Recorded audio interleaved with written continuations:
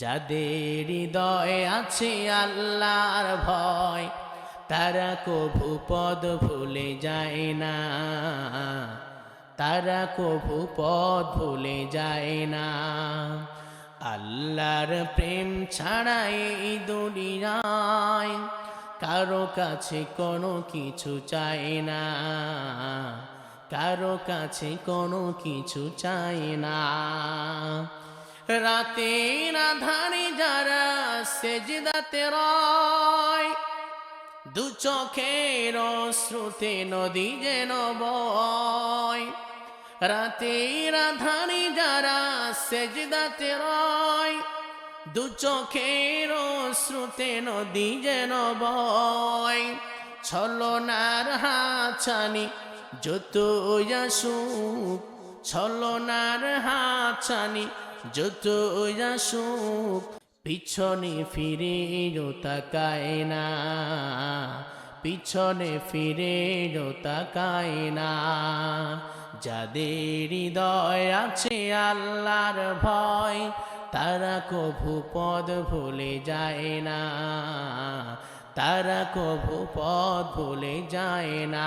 একটু চিৎকার দিয়ে বলেন মারহাবা। বিশ্বনবী বলেন, বনি ইসরাইলের মধ্যে তিনজন যুবক ছিল। তিনজন যুবক তারা কোথাও রওনা দিয়েছে, পাহাড়ের পাদদেশ দিয়ে যাইতেছে। পাহাড়ের পিছন দিক থেকে যাইতেছে, হঠাৎ করে বৃষ্টি চলে আসছে, তুফান চলে আসছে। কোথায় লুকাবে? পাহাড়ে একটা গুহার মধ্যে আশ্রয় নিয়েছে। গুহা চিনেন তো? একটা গর্তের মধ্যে, গুহার মধ্যে আশ্রয় নিয়েছে। গুহার মধ্যে তিনজন যখন ঢুকেছে, তিনজন লক্ষ্য করে দেখে উপর থেকে বিশাল বড় একটা পাথর এসে গুহার মুখটাকে বন্ধ করে দিয়েছে। তিনজন মেনে গুহার ভিতর থেকে ধাক্কা মারে, কিন্তু পাথরটাকে সরাতে পারে না।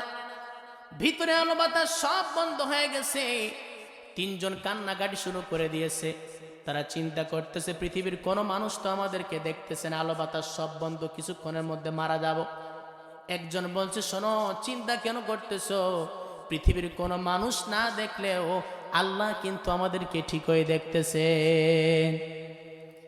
এই তিনজনের মধ্যে একজন বলে, ভাই শোনো, এই পাথরটাকে আমরা ধাক্কা দিয়ে সরাতে পারি না, পৃথিবীর কোনো মানুষ আমাদেরকে দেখতেছেন না। শোনো, আমরা জীবনে যত ভালো আমল করেছি, সেই ভালো আমলের ওসিলা করে আল্লাহর কাছে দোয়া করলে হয়তোবা আল্লাহ তাআলা কবুল করতেও পারেন। তিনজনের মধ্যে একজন বলে, আল্লাহ তাআলা, জীবনে আমি তেমন কোনো আমল করতে পারি নাই, একটা আমল করেছি, সেটি হলো আমি আমার বাড়িতে একটা শ্রমিক কাজে লাগিয়েছিলাম। সেই শ্রমিকটা সকাল থেকে সন্ধ্যা পর্যন্ত কাজ করার পরে আমার কাছে যখন মজুরি চাইতে আসছে, আমি তখন শ্রমিকটাকে বললাম, ভাই শোনো, আমার কাছে এখন টাকা নেই, আগামীকালকে সকালবেলা আসিও। আমি তাকে ফিরিয়ে দিলাম। শ্রমিক বাড়িতে চলে গেছি, কিন্তু আগামীকালকে আসে নাই। সে যখন আসে নাই, তার টাকাটা আমি বসায় রাখে নাই। এই টাকা দিয়ে আমি একটা ছাগি কিনেছি, ছাগল কিনেছি।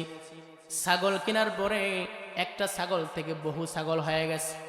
4-5 বছর পরে যখন ওই শ্রমিকটা আমার কাছে আসছে, আসার পরে বলছে, ভাই 3-4 বছর আগে আমি আপনার বাড়িতে কাজ করেছিলাম, আমি মজুরি নেই নাই, মজুরি দাও।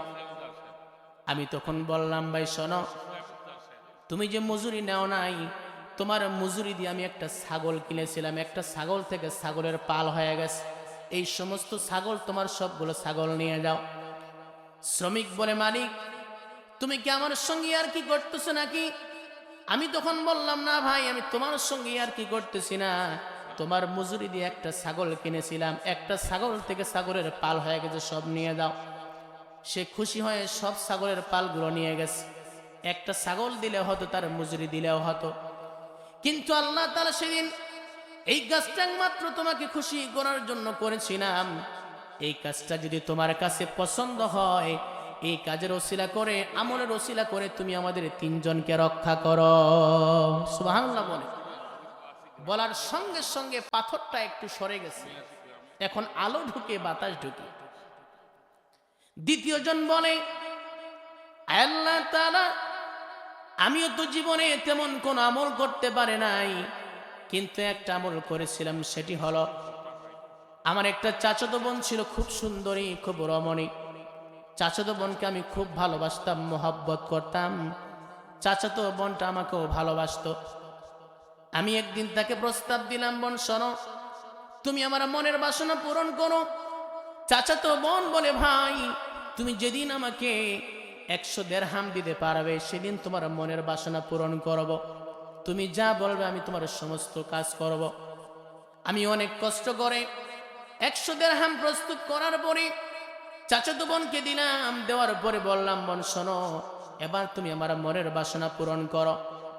আমরা দুই তখন কি করলাম, একটা ঘরের ভিতরে ঢুকলাম, জানলা দরজা সব বন্ধ করে দিয়েছি। তার শরীরের মধ্যে কোনো কাপড় নাই, আমার শরীরের মধ্যে কোনো কাপড় নাই। আমরা যখন জেনার মধ্যে লিপ্ত হব, চাচাতো বোনের দিকে লক্ষ্য করে দেখলাম তার চোখের মধ্যে পানি। সে বলছে, ভাই ইত্তাকিল্লাহ, আল্লাহকে ভয় করো।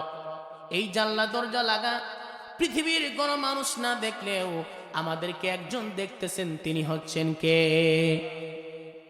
আল্লাহ তাআলা। সেদিন আমার চাচাতো বোন আমাকে বলেছিল, আল্লাহকে ভয় করে, ইত্তাকিল্লাহ।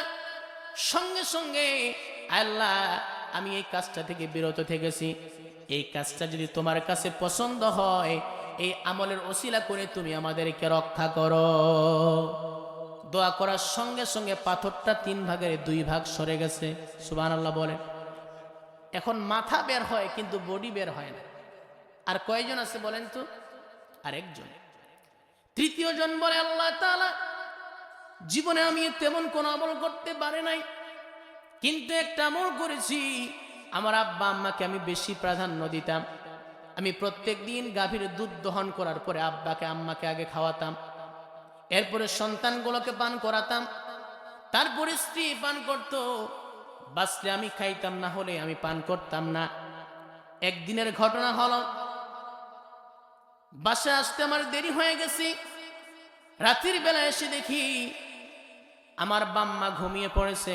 আমি কষ্ট পেলাম, আহারে আমার আব্বা আম্মা দুধ না পান করে ঘুমিয়ে পড়েছে, তারা কতই না তাদের কষ্ট হয়েছে। আমি দুধ দহন করার পরে আব্বা আম্মার পাশে আমি দাঁড়িয়ে রইলাম, গ্লাস নিয়ে, দুধের গ্লাস নিয়ে। আমি চিন্তা করলাম, সিদ্ধান্ত নিলাম, যতক্ষণ পর্যন্ত আব্বা আম্মাকে না খাওয়াবো, আমার সন্তানগুলোকে খাওয়াবো না। আমার সন্তানগুলো পিপাসায় কাতর হয়ে গেছে, পা ধরে কান্না করছে, বাবা আমাদেরকে দুধ পান করাও।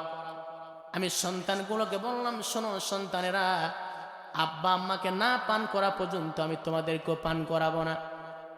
আমার আব্বা আম্মা যখন ফজর যখন হয়ে গেল, ঘুম থেকে জাগ্রত হলো, তাদেরকে দুধ পান করানোর পর আমি আমার সন্তানগুলোকে খাইয়েছি, স্ত্রী খেয়েছে, তারপরে আমি পান করেছি। সেদিন এই কাজটা একমাত্র তোমাকে খুশি করার জন্য করেছিলাম। এই কাজটা যদি তোমার কাছে পছন্দ হয়, এই আমলের ওসিলা করে তুমি আমাদের 3 জনকে রক্ষা করো। তৃতীয় ব্যক্তি দোয়া করার সঙ্গে সঙ্গে পুরা পাথরটা গুহার মুখ থেকে সরে গেছে, বলে সুবহানাল্লাহ। যেই পাথরটা 3 জন মিলে ধাক্কা দিয়ে সরাতে পারে না, কিন্তু ওই বান্দা 3 জন তাকওয়া অর্জন করার কারণে আমলের বিনিময়ে আল্লাহ তাদেরকে পাথরটা তাদের গুহার মুখ থেকে সরিয়ে দিয়ে তাদেরকে রক্ষা দিয়েছেন। সুবহানাল্লাহ বল। আমার ভাইরা, যে ব্যক্তি মুত্তাকি হয়, তাকওয়াবান হয়, এই ব্যক্তির সঙ্গে পৃথিবীর কোনো মানুষ না থাকলেও আছেন কে? তাকওয়া শব্দের অর্থ হলো ভয় করা, বেঁচে থাকা, সাবধানতা অবলম্বন করা। পারিভাষিক অর্থ হলো সদা সর্বদা আল্লাহ তাআলার ভয় অন্তরে জাগ্রত রেখে রাসূলুল্লাহ সাল্লাল্লাহু আলাইহি ওয়াসাল্লামের আদর্শ অনুযায়ী জীবনকে পরিচালনা করার নাম হচ্ছে তাকওয়া। এই তাকওয়া, আল্লাহর ভয় যার অন্তরে থাকবে, তার দাম, তার মর্যাদা আল্লাহ তাআলার কাছে পৃথিবীর সমস্ত মাখলুকাতের উপরে। এমনকি তাকওয়াবান ব্যক্তি ফেরেশতার থেকেও দামি হয়ে যায়। সুবহানাল্লাহ বলে। আর যার মধ্যে তাকওয়া নেই, আল্লাহর ভয় নেই, সে আল্লাহর কাছে শয়তানের থেকেও নিকৃষ্ট হয়ে যায়। কারণ যার অন্তরে তাকওয়া নেই, পৃথিবীতে এমন কোনো আকাম কুকাম নেই তার দ্বারা হবে না। সে দুর্নীতি করবে, চুরি করবে, সুদ খাবে, ঘুষ খাবে, মানুষকে হত্যা করতে দ্বিধাবোধ করবে না, কারণ তার মধ্যে কি নাই? তাকওয়া নেই।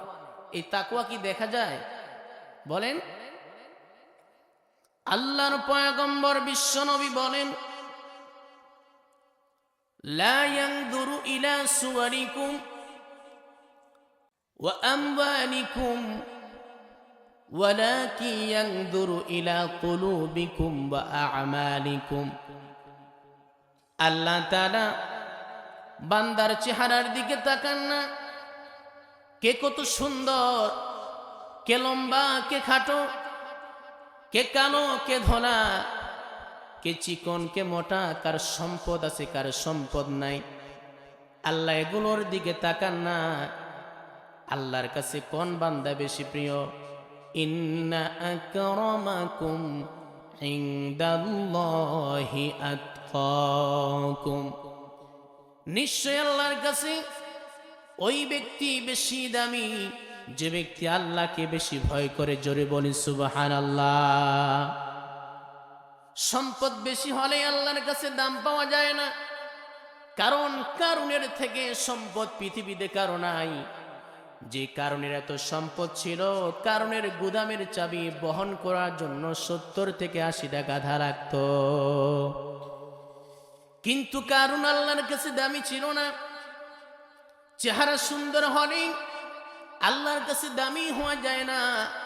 আবু লাহাবের চেহারা কিন্তু কম সুন্দর ছিল না, টকটকে চেহারা ছিল, কিন্তু আবু লাহাব আল্লাহর কাছে দামি ছিল না। আমার ভাইরা, আমার বন্ধুগণ, কিন্তু নবীর একজন সাহাবী ছিলেন, তার নাম হলো বেলাল। বেলাল কালো মানুষ ছিলেন নাকি সাদা মানুষ ছিলেন বলেন তো? কালো মানুষ ছিলেন। হযরতে বেলাল যখন আজান দিতেন, সিনকে সিন বলতেন, সিনকে সিন বলতেন, ভালো মতো আজান দিতে পারতেন না। কারণ হলো হযরতে বেলাল যখন উমাইয়ার গোলাম ছিলেন, আল্লাহর নাম উচ্চারণ করার কারণে হযরতে বেলালের জিহ্বার মধ্যে পেরেক মেরে দেওয়া হয়েছিল। যার কারণে হযরতে বেলাল তিনি মসজিদে নববীর মুয়াজ্জিন ছিলেন। আজান যখন দিতেন, ভাঙ্গা ভাঙ্গা কণ্ঠে আজান দিতেন, ভালো মতো উচ্চারণ হতো না। সাহাবীরা নবীর কাছে অভিযোগ দিল, ইয়া রাসূলুল্লাহি, আপনার মসজিদের মুয়াজ্জিন হযরত বেলাল যখন আজান দেয়, আজানটা ভালো মতো স্পষ্ট হয় না, সিনকে সিন বলে, সিনকে সিন বলে। আপনি সুরালা কণ্ঠের একজন মুয়াজ্জিন ঠিক করেন। আল্লাহর পয়গম্বর বিশ্ব নবী সাহাবায়ে কেরামদের অনুরোধে তিনি এশারের নামাজ আদায় করার পরে বেলালকে লক্ষ্য করে বলছেন, বেলাল, তুমি ভালো মতো আজান দিতে পারো না, ফজর থেকে তুমি আজান দিবে না। নতুন মুয়াজ্জিন, সুরালা কণ্ঠের মুয়াজ্জিন আমি ঠিক করেছি। এই কথা বলে নবীজি বাড়িতে চলে আসছেন। কিন্তু হযরতে বেলালের মনটা খারাপ হয়ে গেল। হযরতে বেলাল মসজিদে নববীর মধ্যে সেজদার মধ্যে কান্না করেন, না আল্লাহ তাআলা, তোমার নাম উচ্চারণ করার কারণে উমাইয়া আমার জিহ্বার মধ্যে পেরেক মেরে দিয়েছিল, যার কারণেই তো আমি স্পষ্ট মতো আজান দিতে পারি না। এই জন্য মুয়াজ্জিনি আমার বাতিল হয়ে গেছে, আমার জিহ্বা ভালো করে দাও, নচেত তুমি আমার মুয়াজ্জিনি ফিরিয়ে দাও। হযরতে বেলালের প্রার্থনা কবুল হয়ে গেছে। ফজরের সময় নতুন মুয়াজ্জিন যখন আজান দিয়েছে, আজান হয়ে গেছে, নামাজও হয়ে গেছে, কিন্তু সকাল হয় না, ফরসা হয় না। নবীজি টেনশনের মধ্যে পড়ে গেলেন, সকাল কেন হয় না, ফরসা কেন হয় না? জিবরাইল আমিন এসে বলছেন, ইয়া রাসূলুল্লাহ, ইয়া হাবিবাল্লাহি, আজকে ফজরের কে যেন আজান দিয়েছে, আজানটা আরশে আযমে পৌঁছে নাই। যতক্ষণ আপনার বেলাল আজান না দিবে, আল্লাহ তাআলা সকাল করবেন না। জোরে বলি সুবহানাল্লাহ। এই জন্য কবি বলেন, রাহ গয়া রুসমে আদা, রাহ গয়া রুসমে আদা, না রহি রূহ বেলালি, ফলসফা রহ গয়া তলকি গজালি নাহারাহি। আজকে আজান আছে, আজান চলতেছে বাইতুল মুকাররমে, সুমধুর কণ্ঠের আজান চলতেছে, কিন্তু বেলালের সেই কণ্ঠের আওয়াজটা আজকে পাওয়া যায় না। জোরে বলুন ঠিক কিনা? হযরতে বেলাল আজান দিত, সবাই শুনে পাগল হতো। হযরতে বেলাল আজান দিত, সবাই শুনে পাগল হতো। তার আজানে কি যে মধু, তার আজানে কি যে মধু, কেউ তো জানে না। ইয়া মুহাম্মদ পেয়ারা নবী এসো নিরালায়, ইয়া মুহাম্মদ পেয়ারা নবী এসো নিরালায়। আবু জেহেল চিনে না, নবী বলে মানে না। আবু জেহেল চিনে না, নবী বলে মানে না। আমিনা আর ছেলে বলে, আমিনা আর ছেলে বলে, কালে মায়া মুহাম্মদ পেয়ারা নবী এসো নিরালায়, মুহাম্মদ পেয়ারা নবী এসো নিরালায়। একটু চিৎকার দিয়ে বলেন মারহাবা। আমার ভাইরা, আমার বন্ধুগণ,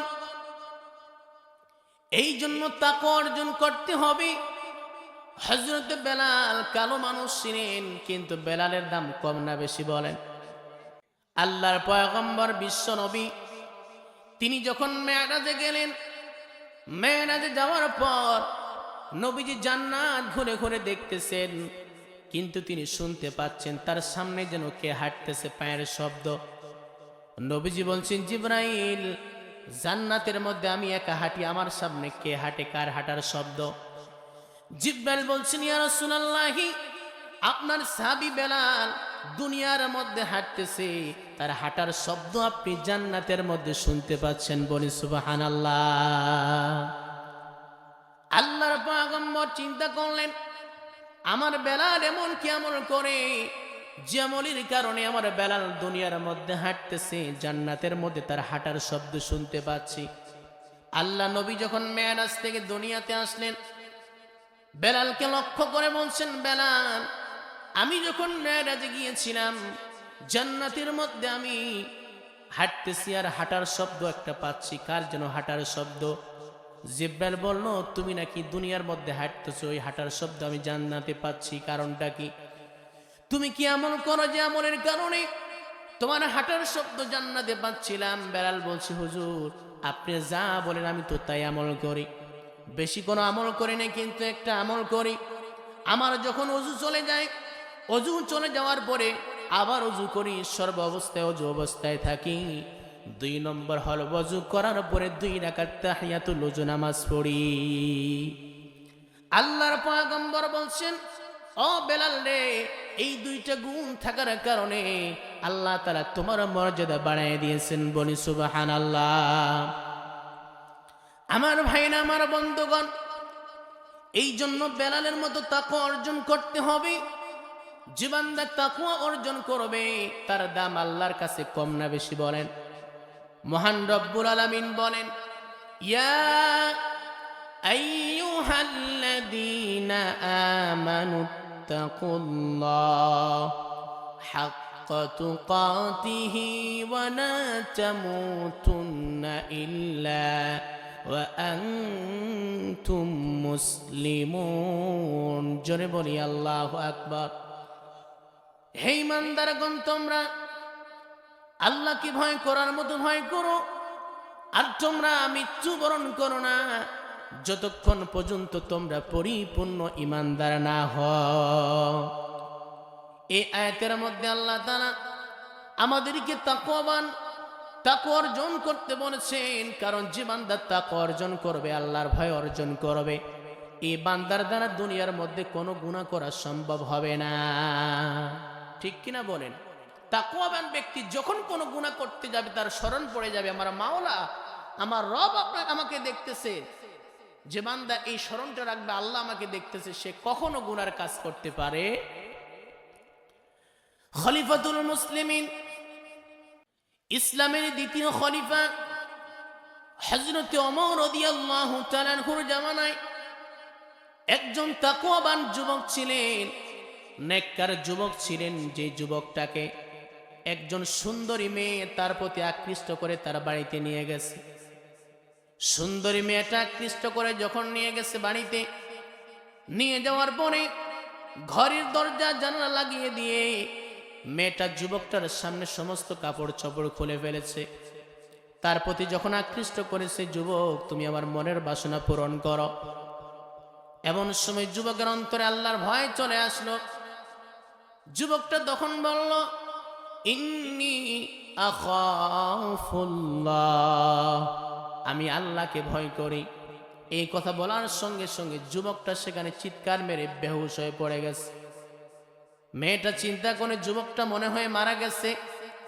এই অবস্থা যদি খলিফা ওমর দেখে, নিশ্চিত আমার ফাঁসি হয়ে যাবে। যেমন করে হোক যুবকের লাশটাকে এখান থেকে সরাতে হবে। কাজের মেয়ের মাধ্যমে ওই যুবকটাকে যখন তার বাড়ির সামনে রেখে চলে আসছে রাতের বেলা, যুবকের বাম্মা রাতের বেলা কান্না করে, আমাদের সন্তানটা এখনো কেন বাড়িতে ফিরে না। কান্না করতে করতে মধ্যরাত যখন হয়ে গেছে, যুবকের বাম্মা ঘর থেকে বের হওয়ার পরে দেখে তার সন্তানটা তার খুলির মধ্যে পড়ে আছে। এবার বাবা মা ওই যুবকটাকে যখন ভিতরে নিয়ে আসে, নিয়ে আসার পরে আল্লাহর কাছে কান্নাকাটি করে, আল্লাহ তাআলা আমাদের সন্তানের তুমি হুঁশটাকে ফিরিয়ে দাও, জ্ঞান ফিরিয়ে দাও। দোয়া কবুল হয়ে গেছে। সঙ্গে সঙ্গে যুবকটার হুঁশ ফিরে আসছে। বাম্মা এবার যুবকটাকে জিজ্ঞেস করেছে, বাবা তুমি কোথায় গিয়েছিলে, কি হয়েছে বলো। যুবকটা সব ঘটনা খুলে বলেছে। বাম্মাকে বলার পরে যুবকটা চিৎকার মেরে এবার সত্যি দুনিয়া থেকে বিদায় নিয়ে গেছে। বাম্মা চিন্তা করে, আমাদের সন্তান গুনাহ করতে গিয়েছিল, এই অবস্থায় তার মৃত্যু হয়ে গেল। এই খবরটা যদি গ্রামের মানুষেরা জানতে পারে, আমাদের মান সম্মান কিছুই থাকবে না। রাতের অন্ধকারে যুবকের বাবা মা কয়েকজন আত্মীয়কে ডেকে ওই যুবকের লাশটাকে, সন্তানটাকে, তাদের সন্তানটাকে জান্নাতুল বাকি কবরস্থান, যেই কবরস্থানে সাহাবীদের লাশ রয়েছে, কবর আছে, সেই কবরস্থানের মধ্যে রাতের বেলা দাফন করে দিয়েছে। কয়েকদিন যখন হয়ে গেছে, কয়েকদিন পরে খলিফাতুল মুসলিমিন হযরত ওমর রাদিয়াল্লাহু তাআলা আনহু যুবকের বাবাকে জিজ্ঞেস করেছে, ভাই আপনার ছেলেটা যে ছিল 5 ওয়াক্ত নামাজ পড়তো, কয়েকদিন ধরে কেন দেখছি না আমি। এবার যুবকের বাবা হযরত ওমরকে সব ঘটনা যখন খুলে বলেছে, হযরত ওমর বলছেন, ভাই তুমি কেন আমাকে বলো নাই, আমি তারা জানাজা নামাজ পড়তাম। ঠিক আছে, তাকে যেহেতু দাফন করে দিয়েছো, তার কবরস্থানে গিয়ে যেতে চাই, আমি তার কবরে গিয়ে আমি একটু প্রার্থনা করতে চাই, তার জন্য দোয়া করতে চাই। এবার খলিফাতুল মুসলিমিন হযরত ওমর যুবকের বাবার সঙ্গে যখন জান্নাতুল বাকি কবরস্থানে গেছে, যুবকের কবরের সামনে বলে, হে যুবক তুমি কবরের মধ্যে কি অবস্থায় রয়েছো। সঙ্গে সঙ্গে যুবকটা কবর থেকে আওয়াজ দিয়েছে, ওয়া আম্মা মান খাফা মাকামা রাব্বিহি ওয়া নাহান নাফসা আনিল হাওয়া ফাইন্নাল জান্নাতা হিয়াল মাওয়া। জোরে বলি আল্লাহু আকবার। যুবকটা কবর থেকে কোরআনের আয়াত তেলাওয়াত করে বুঝাই দিল, যে বান্দা আল্লাহকে ভয় করবে, তাকওয়া অর্জন করবে, খাহেসাত নফসাই অনুযায়ী চলবে না, এই ব্যক্তি যখন মৃত্যুবরণ করবে, আল্লাহ পাক তার জন্য কবরটাকে জান্নাতের টুকরা বানিয়ে দিবেন। সুবহানাল্লাহ বলেন। যাদের হৃদয়ে আছে আল্লাহর ভয়, তারা কভু পদ ভুলে যায় না, তারা কভু পদ ভুলে যায় না। আল্লাহর প্রেম ছাড়া এই দুনিয়ায় কারো কাছে কোনো কিছু চায় না, কারো কাছে কোনো কিছু চায় না। রাতের আধারে যারা সেজদাতে রয়, দু চোখের অশ্রুতে নদী যেন বয়। রাতের আধারে যারা সেজদাতে রয়, দু চোখের অশ্রুতে নদী যেন বয়। ছলনার হাতছানি যতই আসুক, ছলনার হাতছানি যতই আসুক, পিছনে ফিরেও তাকায় না, পিছনে ফিরেও তাকায় না। যাদের হৃদয় আছে আল্লাহর ভয়, তারা কভু পদ ভুলে যায় না, তারা কভু পদ ভুলে যায় না। একটু চিৎকার দিয়ে বলেন মারহাবা। আমার ভাইরা, আমার বন্ধুগণ, তাহলে তাকওয়া অর্জন করতে হবে, মুত্তাকি হতে হবে। যে বান্দা তাকওয়া অর্জন করবে, আল্লাহ পাক তাকে দুনিয়াতেই 12টি পুরস্কার দান করবেন। সুবহানাল্লাহ বলেন। কয়টা পুরস্কার? 12টা পুরস্কার দান করবেন। আমাদের সন্তানগুলো যখন পরীক্ষার মধ্যে পাস করে, প্রথম, দ্বিতীয়, তৃতীয় স্থান অধিকার করে, তাদেরকে কিন্তু পুরস্কৃত করা হয় কি হয় না বলেন? আল্লাহ পাক বলেন, যে বান্দা তাকওয়া অর্জন করবে, আমি আল্লাহ রাব্বুল আলামিন তাকে 12টি পুরস্কার দিব। সুবহানাল্লাহ। 1 নম্বর পুরস্কার হলো, মহান রব্বুল আলামিন বলেন, ইন্নাল্লাহা মা'আল্লাযীনা তাকাউ ওয়াল্লাযীনা হুম মুহসিনুন। জোরে বলি আল্লাহু আকবার। আল্লাহ রাব্বুল আলামিন বলেন, যে বান্দা তাকওয়া অর্জন করবে, মুত্তাকি হবে, আল্লাহকে ভয় করবে, আমি আল্লাহ 1 নম্বর পুরস্কার দান করব। আমি আল্লাহ নিজেই ওই বান্দার সঙ্গী হয়ে যাব। সুবহানাল্লাহ বলেন। আল্লাহ যদি কারো সঙ্গী হয়, সাথী হয়, ওই বান্দার কোনো কি ভয় থাকতে পারে? ভাই, থাকতে পারে না। দুনিয়ার মধ্যে আমরা দেখি, যার সম্পর্ক এমপির সঙ্গে, মন্ত্রীর সঙ্গে, ওর ভাবে আলাদা। ঠিক কিনা বলেন? দেখবেন মেম্বারের বাড়িতে কাজ করে, জামা কাপড় ছেঁড়া, একটা জুতা ছিঁড়া, তবুও ভাব 100-100। কারণ মেম্বারের বাড়িতে কাজ করে তো। কারণ আমাদের দেশে একটা কথা আছে, বাঁশের থেকে কঞ্চির দাম বেশি, নেতার থেকে চামচার ভাব বেশি। এই চামচা যদি মেম্বারের বাড়ি না হয়, যদি চেয়ারম্যানের বাড়ি হতো, ভাব কমতো না বাড়তো? আবার চেয়ারম্যানের বাড়ি না হয়, যদি এমপির বাড়ি হতো, আরো বেশি। যদি প্রধানমন্ত্রী প্রিয় হতো, তাহলে তো 400 কোটি টাকার মালিক। ঠিক কিনা বলেন? আমার ভাইরা, আমার বন্ধুগণ, যে ব্যক্তির সম্পর্ক এই দুনিয়ার মধ্যে এমপির সঙ্গে হয়, মন্ত্রীর সঙ্গে হয়, এসপির সঙ্গে হওয়ার কারণে তার ভাব যদি এত বেড়ে যায়, তার যদি ভয় না থাকে, যে বান্দার সম্পর্ক আল্লাহর সঙ্গে হবে, ওই বান্দার কবরে, হাসরে, পুলসিরাতে, মিজানে কোনো প্রবলেম থাকতে পারে না। জোরে কোন ঠিক কিনা? গত 17টি বছর ধরে যারা ক্ষমতায় ছিল, যেই স্বৈরাচারীরা ক্ষমতায় ছিল, তাদের কোনো লোককে কিছু বললেই তারা বলতো, আমাকে চিনো নাকি, অমুক দলের লোক আমি। ভাবে আলাদা। ঠিক কিনা? দুনিয়ার মধ্যে সাধারণ এমপি মন্ত্রীর সঙ্গে সম্পর্ক থাকার কারণে যদি এত ভাব হয়, যে বান্দার সম্পর্ক আল্লাহর সঙ্গে হবে, গোটা দুনিয়া একদিকে গেলে ওই বান্দার কোনো প্রবলেম থাকবে না। আল্লাহর পয়গম্বর বিশ্ব নবী, মক্কার কাফেররা যখন তাকে মক্কায় থাকতে দিল না, আল্লাহ বলছেন, হাবিব, আপনি টেনশন করবেন না, মক্কা থেকে আপনি হিজরত করে চলে যান। আল্লাহর পয়গম্বর বিশ্ব নবী হযরতে আবু বকরকে সঙ্গে নিলেন। সঙ্গে নিয়ে গানের সুরের মধ্যে তিনি অবস্থান করলেন। নবীজি তার মাথাটা আবু বকরের উরুর মধ্যে তিনি ঘুমিয়ে পড়লেন। এইদিকে মক্কার কাফেরেরা নবীজিকে খুঁজতে খুঁজতে গুহার মুখ পর্যন্ত চলে গেছে। হযরতে আবু বকর কাফেরদের পায়ের শব্দ শুনতে পাচ্ছেন। তিনি কান্না করতেছেন। কান্না করতে করতে চোখের পানি যখন নবীর চেহারা মোবারকে পড়ে গেছে, নবীর ঘুমটা ভেঙে গেছে। নবীজি লক্ষ্য করে দেখে হযরতে আবু বকর কান্না করে। রাসূল বলছেন, আবু বকর কেন কান্না করো? বাড়ির কথা বুঝি স্মরণ পড়ে গেছে? আবু বকর কেঁদে কেঁদে বলে, হুজুর, বাড়ির কথা স্মরণ পড়ে নাই, আমি আমার জীবনের চাইতে আমার ছেলে মেয়ের থেকে আপনাকে বেশি ভালোবাসি। আমার কান্না করার কারণ হলো, যেই মক্কার মানুষেরা আপনাকে মক্কায় থাকতে দেয় নাই, আমরা হিজরত করে এখানে চলে আসছি গারে সুরের মধ্যে, আপনাকে খুঁজতে খুঁজতে গুহার মুখ পর্যন্ত চলে আসে। একটু উঁকি মেললেই তো আপনাকে দেখতে পাবে, আপনাকে দেখতে পেলে তো মেরেই ফেলবে।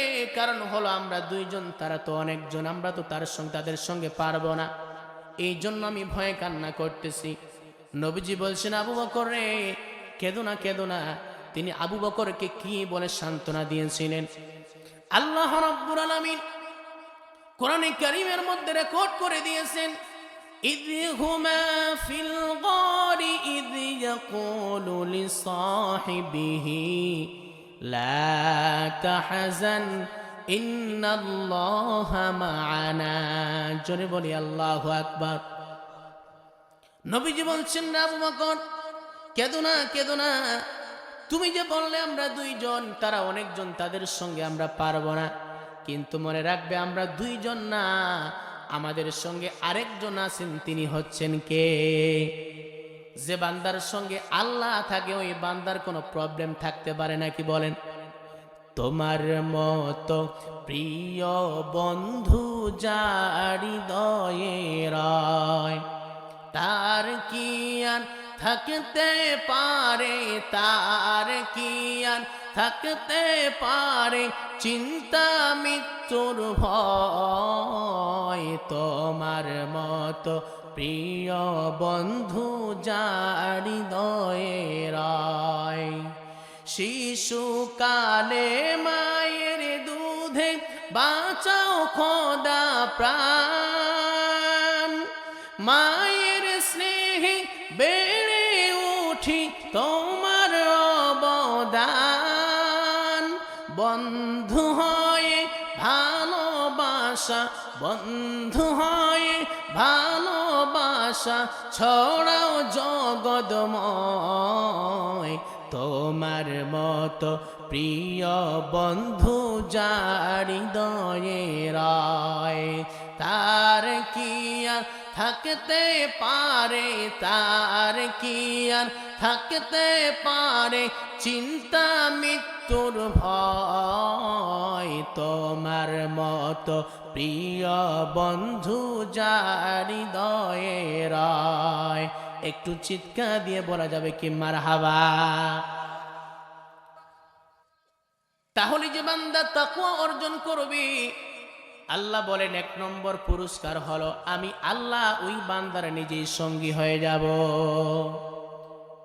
হযরত ইব্রাহিম আলাইহিস সালাতু ওয়াস সালাম, ইব্রাহিম আলাইহিস সালামকে যখন নমরুদ আগুনের মধ্যে নিক্ষেপ করবে, পুরা পৃথিবী তার বিরুদ্ধে, এমনকি তার জন্মদাতা বাবা মাও তার বিরুদ্ধে গেছে, কিন্তু তার পক্ষে কে আছে বলেন?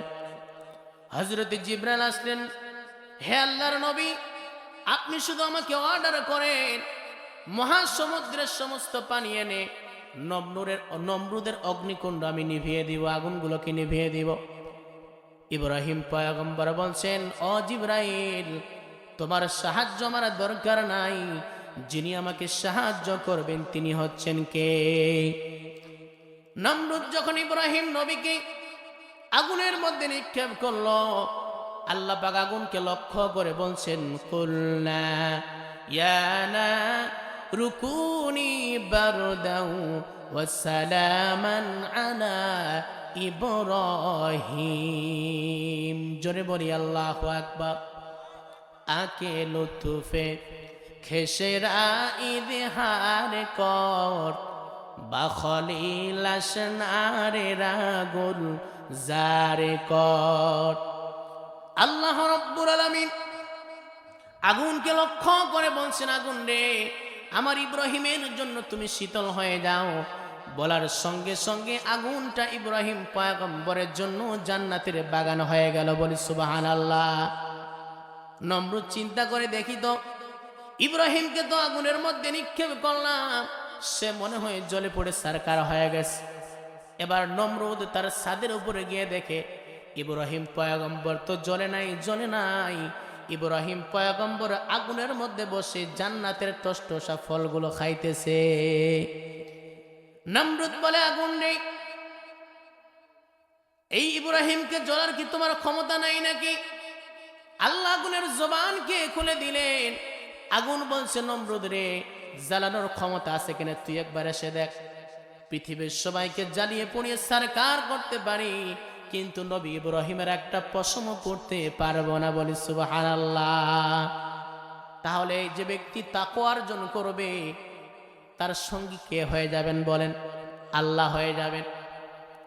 তাকওয়াবান ব্যক্তির জন্য 2 নম্বর পুরস্কার হলো, আল্লাহ রাব্বুল আলামিন বলেন যারা মুত্তাকি হয়ে যাবে, তাকওয়াবান হবে, 2 নম্বর পুরস্কার হলো ওয়ামান ইয়াত্তাকিল্লাহা ইউকাফির আনহু সাইয়্যাতিহি ওয়া ইউযিম লাহু আজরা।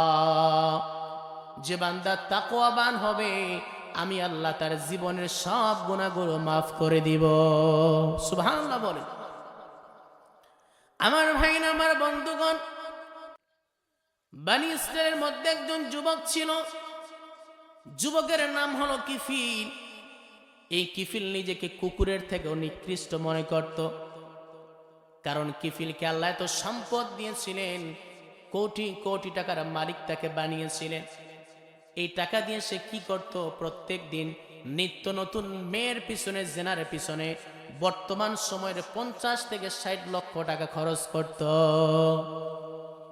এই কিফিল এই খারাপ কাজ করত, জেনা করত সব সময়। একদিন কিফিল একটা সুন্দরী মেয়েকে অনেক টাকার বিনিময়ে ভাড়া করে তার বাড়িতে নিয়ে আসছে। মেয়েটাকে লক্ষ্য করে, মেয়ে শোনো, তুমি প্রস্তুতি গ্রহণ করো, আমি আমার কাপড়গুলো চেঞ্জ করে আসতেছি। কিফিল চলে গেছে। যাওয়ার পরে কাপড় চেঞ্জ করার পরে এসে দেখে ওই মেয়েটা হাউমাউ করে কান্না করে। কিফিল বলে, মেয়ে, তোমাকে তো আমি জোর করে নিয়ে আসিনি, তুমি কেন কান্না করো? মেয়েটা বলে, কিফিল, তুমি যে কাজের জন্য আমাকে নিয়ে আসছো, আমি এই কাজটা কোনোদিন করে নাই। আমি আমার পেটের জন্য, খোদার কারণে তোমার কাছে ধরা দিয়েছি। আমি কান্না করতেছি। কান্না করার কারণ হলো, যে মালিক আমাকে সৃষ্টি করেছেন, আজকে যদি তোমার সঙ্গে জেনার মধ্যে লিপ্ত হই, কিয়ামতের দিন আল্লাহর কাছে কি জবাব দিব? আল্লাহর ভয়ে আমি কান্না করতেছি। এই কথা শোনা মাত্র কিফিলের অন্তরটা খুলে গেছে। কিফিল চিন্তা করে, যেই কাজটা আমি প্রত্যেক দিন করি, নিত্যদিন করি, কোনোদিন তো আমার অন্তরে আল্লাহর ভয় আসলো না। আমিও তো আল্লাহর বান্দা, সেও তো আল্লাহর বান্দি। এই মেয়েটাই কাজ কোনোদিন করে নাই, একদিন করার জন্য আসে, তাতেই তার অন্তরে আল্লাহর ভয়। আমার তো আরো বেশি আল্লাহ ভর করার দরকার। কিফিল বলে, বোন শোনো, আমি জীবনে যত অতীতে গুনাহ করেছি আর কোনোদিন করব না। তোমাকে যা টাকা দিয়েছি, আমি আর কোনোদিন তোমার কাছ থেকে টাকাও নিব না। ও বোন শোনো, তোমার কাছ থেকে টাকা ফেরত নিব না। তুমি আমার জন্য দোয়া করো। তোমাকে যে আমি টাকা দিয়েছি, এই টাকা তোমার কাছ থেকে আমি ফেরত নেব না। এই টাকা আমি তোমাকে একেবারেই দিয়ে দিলাম।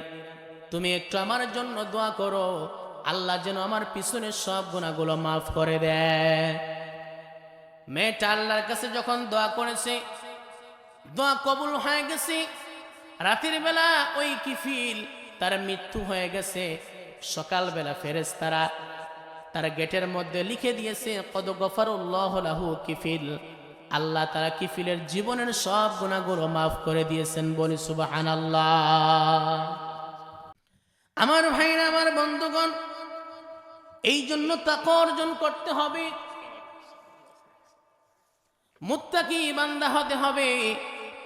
যে বান্দা তাকওয়া অর্জন করবে, 2 নম্বর পুরস্কার হলো আল্লাহ তাআলা তার জীবনের সব গুনাহগুলো মাফ করে দিবেন। সুবহানাল্লাহ বলেন। এখানে যত মানুষ আমরা আছি, কোন মানুষ কি বলতে পারবেন হুজুর জীবনে গুনাহ করে নাই? বলতে পারবো নাকি? পারবো না। এখানে অনেকের বাবা আছে, সন্তানও আছে। বাবা এমন গুনাহ করেছে, সন্তান জানে না। সন্তান এমন গুনাহ করেছে, বাবা জানে না। বাবার গুনাহের কথা যদি সন্তান জানতো, কোনোদিন আব্বাকে আব্বা বলে ডাক দিত না। সন্তানের গুনাহের কথা যদি বাবা জানতো, বাবা কোনোদিন সন্তানটাকে নিজের সন্তান বলে পরিচয় দিত না। এরপরে ইমাম সাহেব যে গুনাহ করে মুসল্লিরা জানে না, মুসল্লি কি গুনাহ করেছে ইমাম সাহেব জানে না, কিন্তু আমাদের সকলের গুনাহগুলোকে গোপন রেখেছেন কে বলেন? পৃথিবী না জানুক আমি তো জানি, আমি কি পাপ করেছি হায়। পৃথিবী না জানুক আমি তো জানি, আমি কি পাপ করেছি হায়। আমার পাপের করলে বিচার, আমার পাপের করলে বিচার, বাঁচার আমার নাই উপায়। দয়াময় প্রভু মাফ করো আমায়, মাফ করো আমায়। পৃথিবী না জানুক আমি তো জানি, আমি কি পাপ করেছি হায়। একটু চিৎকার দিয়ে বলেন মারহাবা। আমার ভাইরা, আমার বন্ধুগণ, তাহলে যে ব্যক্তি তাকওয়া অর্জন করবে, আল্লাহ বলেন 2 নম্বর পুরস্কার হলো ওই বান্দা মুত্তাকি হলে আমি আল্লাহ তার জিন্দেগির সমস্ত গুনাহগুলো মাফ করে দিব। সুবহানাল্লাহ বলেন।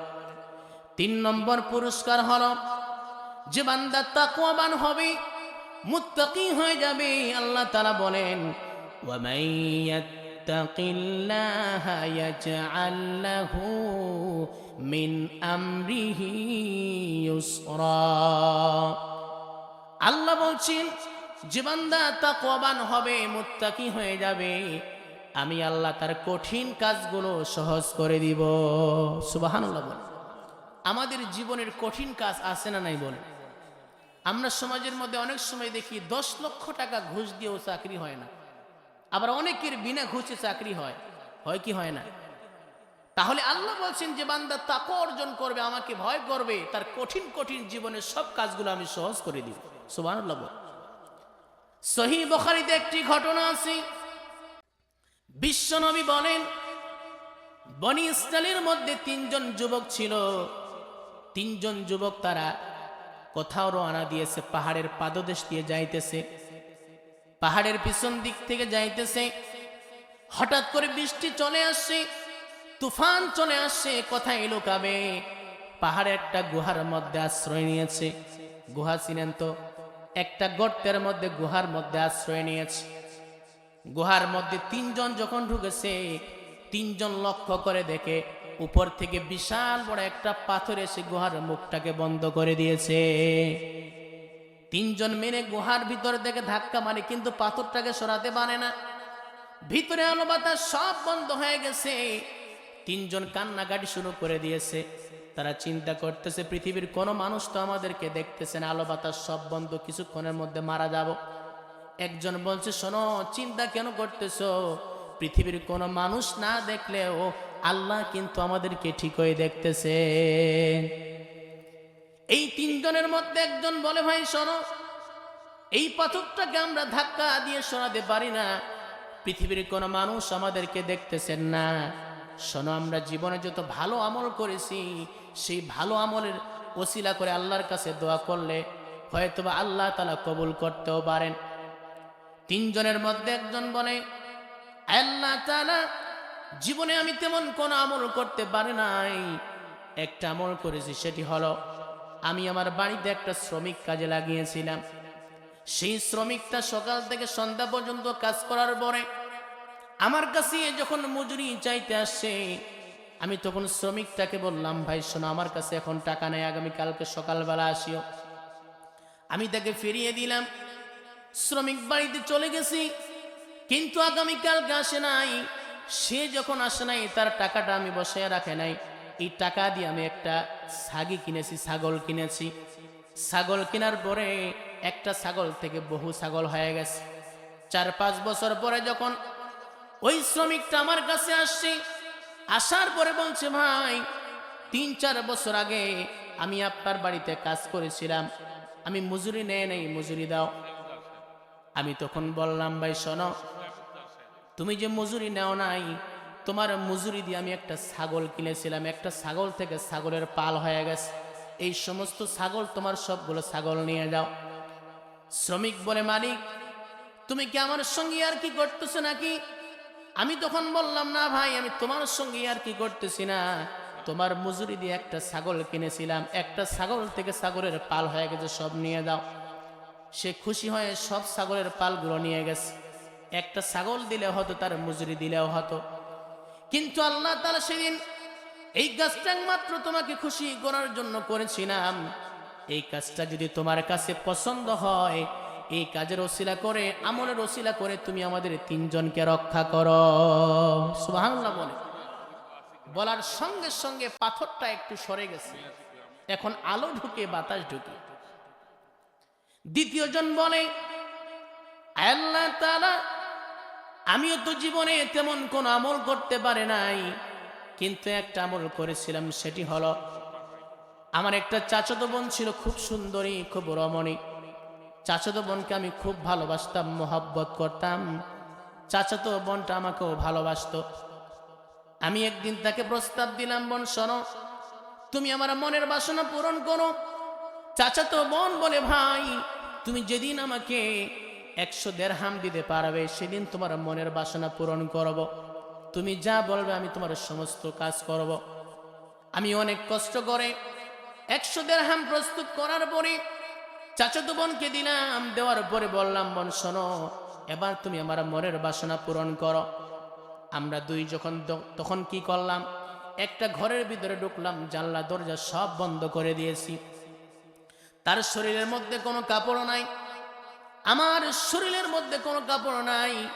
আমরা যখন জেনার মধ্যে লিপ্ত হব, চাচাতো বোনের দিকে লক্ষ্য করে দেখলাম তার চোখের মধ্যে পানি। সে বলছে, ভাই ইত্তাকিল্লাহ, আল্লাহকে ভয় করো। এই জানলা দরজা লাগা, পৃথিবীর কোনো মানুষ না দেখলেও আমাদেরকে একজন দেখতেছেন, তিনি হচ্ছেন কে? আল্লাহ তাআলা। সেদিন আমার চাচাতো বোন আমাকে বলেছিল, আল্লাহকে ভয় করে, ইত্তাকিল্লাহ। সঙ্গে সঙ্গে, আল্লাহ আমি এই কাজটা থেকে বিরত থেকেছি, এই কাজটা যদি তোমার কাছে পছন্দ হয়, এই আমলের ওসিলা করে তুমি আমাদেরকে রক্ষা করো। দোয়া করার সঙ্গে সঙ্গে পাথরটা 3 ভাগের 2 ভাগ সরে গেছে। সুবহানাল্লাহ বলেন। এখন মাথা বের হয়, কিন্তু বডি বের হয় না। আর কয়জন আছে বলেন তো? আরেকজন। তৃতীয় জন বলে, আল্লাহ তাআলা, জীবনে আমি তেমন কোন আমল করতে পারি নাই, কিন্তু একটা আমল করেছি। আমার আব্বা আম্মাকে আমি বেশি প্রাধান্য দিতাম। আমি প্রত্যেক দিন গাভীর দুধ দহন করার পরে আব্বাকে আম্মাকে আগে খাওয়াতাম, এরপরে সন্তানগুলোকে পান করাতাম, তারপরে স্ত্রী পান করত। বাঁচলে আমি খাইতাম, না হলে আমি পান করতাম না। একদিনের ঘটনা হলো, বাসায় আসতে আমার দেরি হয়ে গেছে। রাতের বেলা এসে দেখি আমার বাম্মা ঘুমিয়ে পড়েছে। আমি কষ্ট পেলাম, আহারে আমার আব্বা আম্মা দুধ না পান করে ঘুমিয়ে পড়েছে, তারা কতই না তাদের কষ্ট হয়েছে। আমি দুধ দহন করার পরে আব্বা আম্মার পাশে আমি দাঁড়িয়ে রইলাম, গ্লাস নিয়ে, দুধের গ্লাস নিয়ে। আমি চিন্তা করলাম, সিদ্ধান্ত নিলাম, যতক্ষণ পর্যন্ত আব্বা আম্মাকে না খাওয়াবো, আমার সন্তানগুলোকে খাওয়াবো না। আমার সন্তানগুলো পিপাসায় কাতর হয়ে গেছে, পা ধরে কান্না করছে, বাবা আমাদেরকে দুধ পান করাও। আমি সন্তানগুলোকে বললাম, শোনো সন্তানেরা, আব্বা আম্মাকে না পান করা পর্যন্ত আমি তোমাদেরকেও পান করাবো না। আমার আব্বা আম্মা যখন ফজর যখন হয়ে গেল, ঘুম থেকে জাগ্রত হলো, তাদেরকে দুধ পান করানোর পর আমি আমার সন্তানগুলোকে খাইয়েছি, স্ত্রী খেয়েছে, তারপরে আমি পান করেছি। সেদিন এই কাজটা একমাত্র তোমাকে খুশি করার জন্য করেছিলাম। এই কাজটা যদি তোমার কাছে পছন্দ হয়, এই আমলের ওসিলা করে তুমি আমাদের তিনজনকে রক্ষা করো। তৃতীয় ব্যক্তি দোয়া করার সঙ্গে সঙ্গে পুরা পাথরটা গুহার মুখ থেকে সরে গেছে, বলে সুবহানাল্লাহ। যেই পাথরটা 3 জন মিলে ধাক্কা দিয়ে সরাতে পারে না, কিন্তু ওই বান্দা 3 জন তাকওয়া অর্জন করার কারণে, আমলের বিনিময়ে আল্লাহ তাদেরকে পাথরটা তাদের গুহার মুখ থেকে সরাই দিয়ে তাদেরকে রক্ষা দিয়েছেন। সুবহানাল্লাহ বল।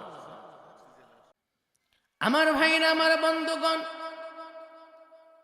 বাবা মা কত বড় রহমত। আমরা ইমাম সাহেবের কাছে দোয়া চাই, হুজুর আমার জন্য দোয়া করেন।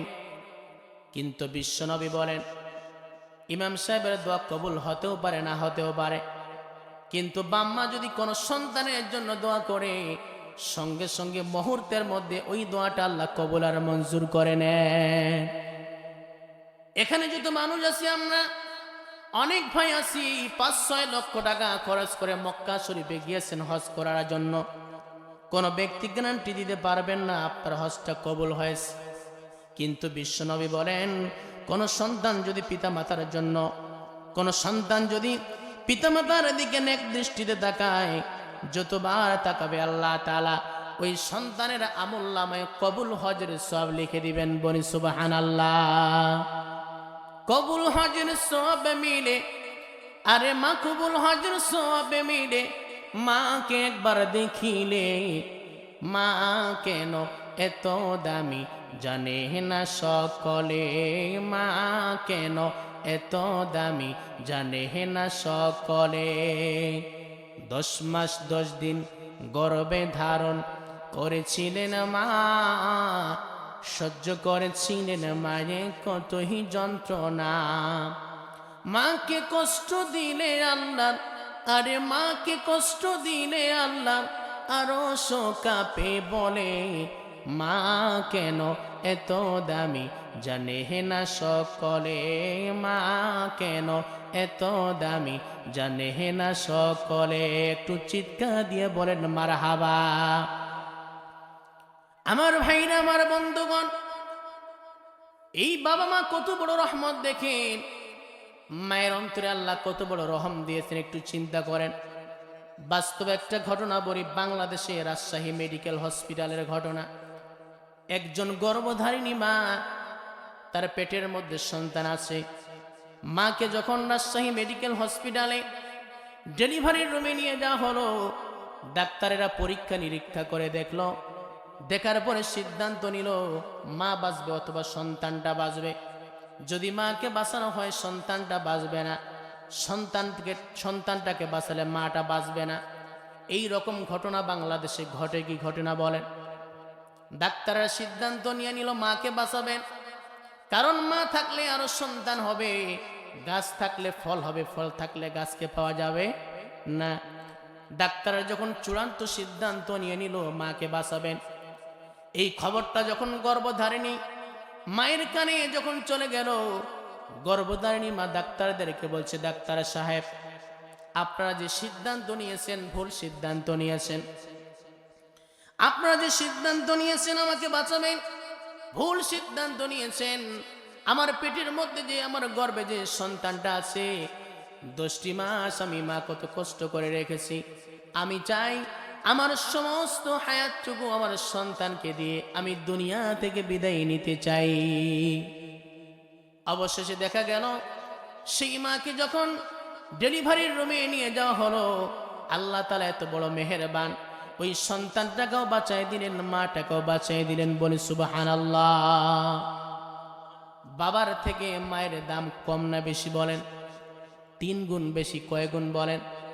3 গুণ বেশি। আল্লাহ তাআলা বলেন হামালাতুহু উম্মুহু ওয়াহানান আলা ওয়াহানিন ওয়া ফিসালুহু ফি আমাইন। আল্লাহ তাআলা বলেন বান্দারে, তোমার বাবার চাইতে মায়ের হক 3 গুণ বেশি। তার কারণ হলো, 1 নম্বর হলো হামালাতহু উম্মুহু, তোমার মা তোমাকে পেটে ধারণ করেছে, বাবা কিন্তু পেটে ধারণ করে নাই। আমাদেরকে কষ্ট করে 10টি মাস পেটে ধারণ করেছে বাবা নাকি মা? মা। 2 নম্বর হলো আল্লাহ তাআলা বলে বান্দারে, প্রসব বেদনার যন্ত্রণা তোমার মা সহ্য করেছে, বাপকে সহ্য করতে হয় নাই। নাম্বার 3 হলো হাউলাইনি কামিনাইন, 2টি বছর ধরে মা তার সন্তানকে দুধ পান করিয়েছেন। এই 3টি কারণে আল্লাহ তাআলা বাবার চাইতে মায়ের হক 3 গুণ বাড়িয়ে দিয়েছেন। বলি সুবহানাল্লাহ। এত দাম, এত মর্যাদা থাকার পরেও কিছু মানুষ বাম্মাকে আদর করে না, বাম্মাকে ভালোবাসে না, বাম্মাকে বৃদ্ধাশ্রমে রেখে আসে। এরকম কুলাঙ্গার সন্তান আছে না নাই বলেন? তাহলে আমার ভাইয়েরা, যাদের বাবা মা বেঁচে আছে আল্লাহ তাদেরকে নেক হায়াত দান করুক, আমিন বলেন। আমি বলতেছিলাম যে বান্দা মুত্তাকি হবে, তাকওয়াবান হবে, আল্লাহ পাক তাকে 12টি পুরস্কার দান করবে। তার মধ্যে 3 নম্বর পুরস্কার হলো আল্লাহ তাআলা বলেন তার কঠিন কাজগুলোকে কি করে দিবেন? সহজ করে দিবেন। মক্কার মধ্যে একজন যুবক ছিল, তার নাম হলো কাজী আবু বকর। মনোযোগ সহকারে শুনুন সুন্দর একটি ঘটনা। কাজী আবু বকর রহমাতুল্লাহি আলাইহি নেককার একজন যুবক ছিলেন, তাকওয়াবান একজন যুবক ছিলেন।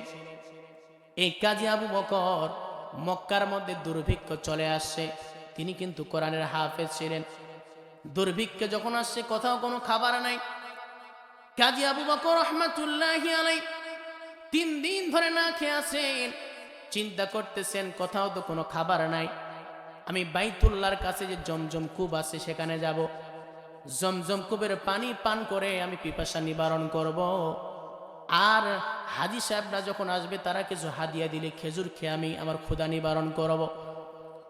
কাজী আবু বকর রহমাতুল্লাহি আলাইহি চলে গেলেন বাইতুল্লাহর পাশে, জমজম কূপের পানি পান করে তিনি পিপাসা নিবারণ করেন, খেজুর খেয়ে তিনি ক্ষুধা নিবারণ করেন। তিনি একদিন কাজের সন্ধানে বের হয়েছেন। কাজের সন্ধানে যখন বের হয়েছেন, রাস্তার মধ্যে দেখলেন একটা থলি পড়ে আছে, ব্যাগ পড়ে আছে। থলিটা তুলে নেওয়ার পরে দেখতেছে থলির মধ্যে কোটি টাকার একটা হার।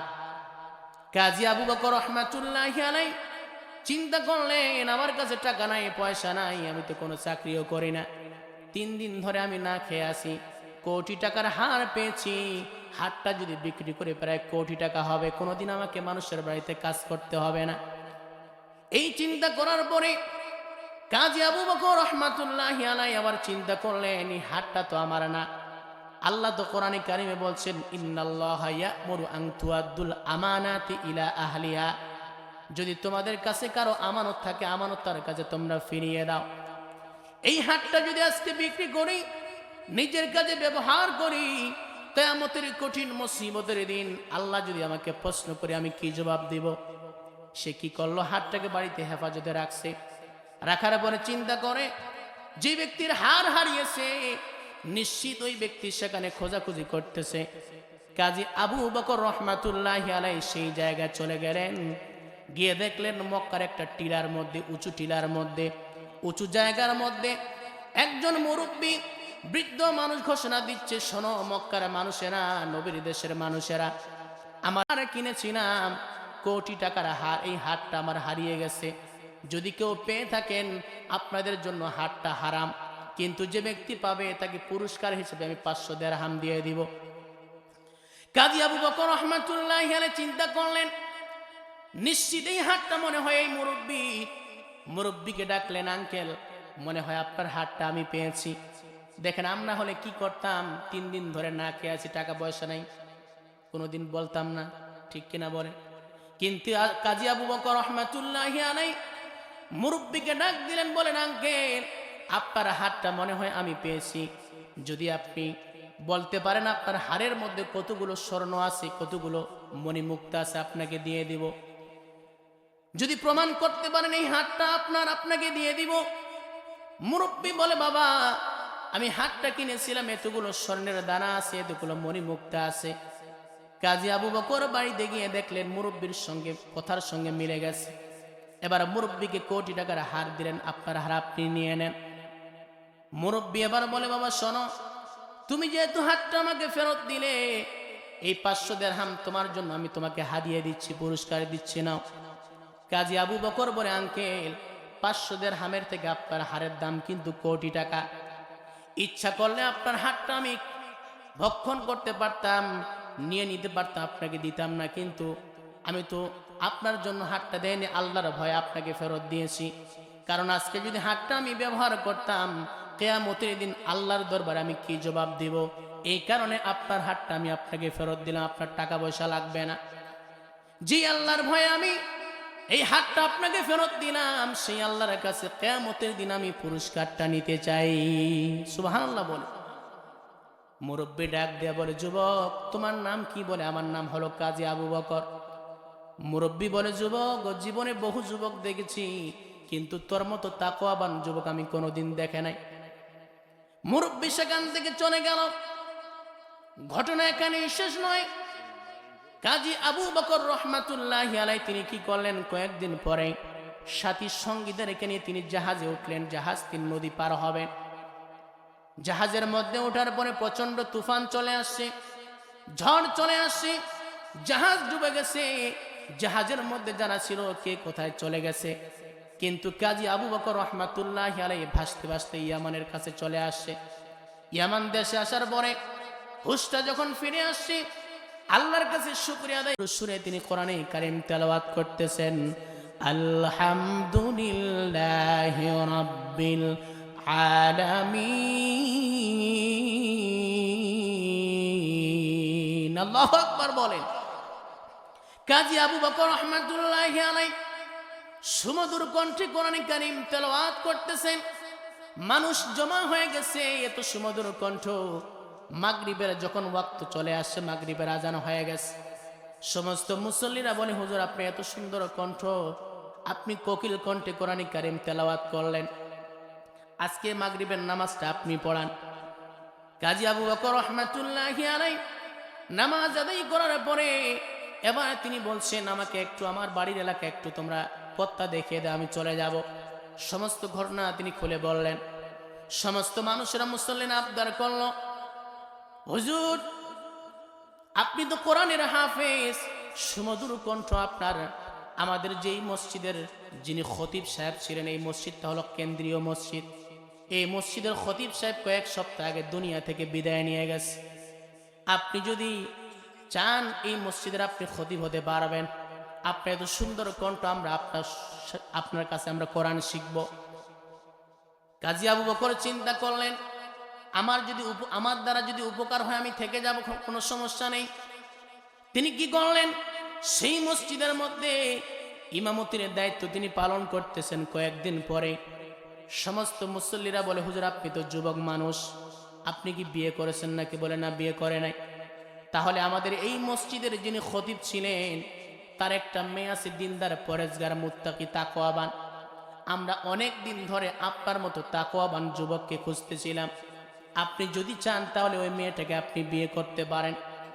যদি আপনি রাজি থাকেন তার সঙ্গে আমরা বিয়ে দিব। নবীজি তো বলেছেন 4টা জিনিস দেখে বিয়ে করবে। তুনকাহুল মারআতু লিআরবাইন ওয়ালি মালিহা ওয়ালি হাসাবিহা ওয়ালি জামালিহা ওয়ালি দীনিহা ফাদফার লিযাতিদ্দিন। 4টা জিনিস দেখে তোমরা বিয়ে করবে। দিনদারিকে বেশি প্রাধান্য দিবে। ওই খতিব সাহেবের মেয়েটা তো খুব দিনদার, পরেজগার, মুত্তাকি। আপনি যদি রাজি থাকেন তার সঙ্গে আপনাকে বিয়ে দেব। যুবকটা রাজি হয়ে গেল, কাজী আবু বকর রাজি হয়ে গেল। বিয়ে সম্পূর্ণ হয়ে গেল।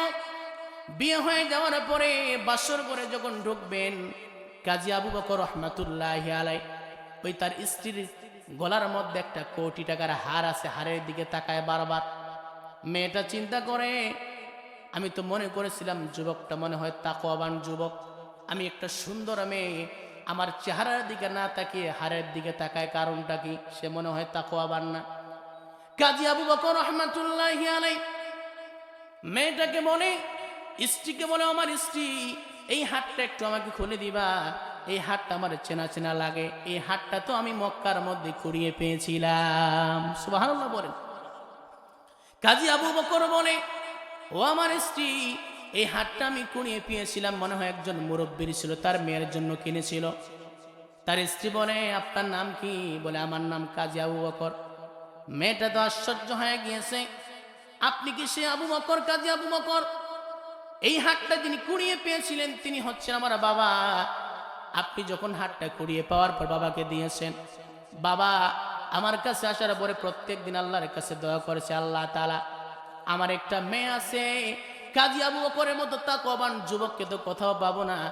মেয়ের যখন বিয়ে হবে, কাজী আবু বকরের মতো তাকওয়াবান যুবক তুমি মিলাইয়া দিও। সুবহানাল্লাহ বলে। ও আমার প্রাণের স্বামী, বাবার দোয়া বুঝি কবুল হয়ে গেছে। এই হাতটারও মালিক আপনি, আমারও মালিক আপনি। জোরে বলি সুবহানাল্লাহ। আল্লাহ পাক বলেন, বান্দারে, যে ব্যক্তি মুত্তাকি হবে, তাকওয়াবান হবে, আমি আল্লাহ নিজ হাতেই তাকে ডাবল ডাবল পুরস্কার দিব। সুবহানাল্লাহ বলেন। মুত্তাকি হওয়ার দরকার আছে না নাই? একজন মানুষ কোনোদিন র্যাবের ভয়ে, পুলিশের ভয়ে, প্রশাসনের ভয়ে ভালো হতে পারে না যতক্ষণ পর্যন্ত তার অন্তরে আল্লাহর ভয় না থাকে। ঠিক কিনা বলে? যার অন্তরে আল্লাহর ভয় থাকবে সে প্রকৃত মুমিন বান্দা হবে, কারণ যার অন্তরে আল্লাহর ভয় থাকবে সে কোনোদিন দুর্নীতি করতে পারে না। যার অন্তরে আল্লাহর ভয় থাকবে সে কখনো শরীফ ওসমান হাদির মতো নেককার যুবককে হত্যা করতে পারে না। ঠিক কিনা বলেন? একটা হাদিস বলেছে, দেখেন আমাদের পুরুষ ভাইয়ের থেকে মা বোনদের জান্নাতে যাওয়া কিন্তু সহজ। আমাদের 5 ওয়াক্ত নামাজ বাড়িতে পড়লে তত সওয়াব নেই, মসজিদে জামাতের সহিত নামাজ পড়তে হবে। আমাদের কত আমল, তারপরে জান্নাত। কিন্তু নারীদের জন্য রাসূল বলছেন যে নারী 4টা গুণ অর্জন করবে এই নারীটা মৃত্যুবরণ করার সঙ্গে সঙ্গে জান্নাতের যে কোনো দরজা দিয়ে প্রবেশ করবে। সুবহানাল্লাহ বলুন। 1 নম্বর ইদা সাল্লাত খামসাহা, 5 ওয়াক্ত নামাজ পড়া। 2 নম্বর রমজান মাসে রোজা রাখা। 3 নম্বর স্বামীর খেদমত করা। 4 নম্বর হচ্ছে পর্দা করা। রাসূল বলছেন এই 4টা গুণ যে নারী অর্জন করবে ওই মা, ওই বোন মৃত্যুবরণ করার সঙ্গে সঙ্গে জান্নাতের যে কোনো দরজা দিয়ে প্রবেশ করবে। সুবহানাল্লাহ। 1 নম্বর কি বলেন তো? নামাজ। নামাজ কি এই এলাকার মা বোনেরা পড়ে? পড়ে পড়ে ঠিক। জোহরের নামাজ আসরে, আসরের নামাজ মাগরিবে। মেয়েদের একটা অভ্যাস খারাপ আছে, তারা ওয়াক্ত মতো নামাজ পড়তে চায় না। কাজ করতে করতে জোহরের ওয়াক্ত শেষ, জোহরের নামাজ পড়তেছে আসরের সময়, আর আসরের নামাজ পড়তেছে মাগরিবের সময়। নবীজিকে জিজ্ঞেস করা হলো, ইয়া রাসূলুল্লাহ আপনি বলেন তো আল্লাহর কাছে কোন আমলটি সব থেকে বেশি প্রিয়? নবীজি বলছেন ওয়াক্ত মতো নামাজ পড়া, সময় মতো নামাজ পড়া। নামাজ যখন আজান যখন হয়ে যাবে পৃথিবীর সমস্ত কাজকে লাথি মেরে আগে কি বলেন? নামাজ। নাম্বার 2 হচ্ছে রমজান মাসে রোজা রাখা।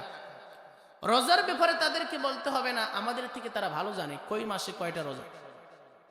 3 নম্বর হলো স্বামীর খেদমত। স্বামীর খেদমত কি করে? আওয়াজ কমে গেছে, একজন চাচা বলে করে। আগের চাচিরা করতো, দাদিরা করতো, এখন করে না তো, এখন ডিজিটাল নারী না। এখন স্বামীকে বলে গোলামের বেটা গোলাম, আছে না নাই? বেশি কিছু বলবেন পাওয়ার দেখাবে, বলে আমার বাপ কিন্তু চেয়ারম্যান, বেশি কথা বলবা জেলখানার ভাত খাওয়াবো। ঠিক কিনা? আগের মা বোনেরা কোনোদিন স্বামীর নাম ধরে ডাক দিত না, আর এখন ডিজিটাল নারী স্বামীর নাম ধরে ডাক দেয়, সাগর এদিকে আয়। ঠিক না? আমার নানার নাম ছিল বুধু, তো আমাদের কমলপুরে হাট কিন্তু বুধবার।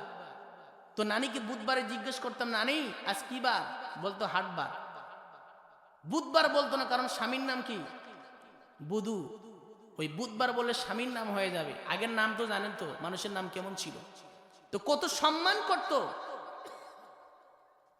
কিন্তু বর্তমান নারীরা স্বামীকে দাম দিতেই চায় না। তার মূল কারণ হলো আমাদের পুরুষেরও দোষ আছে না নাই বলেন?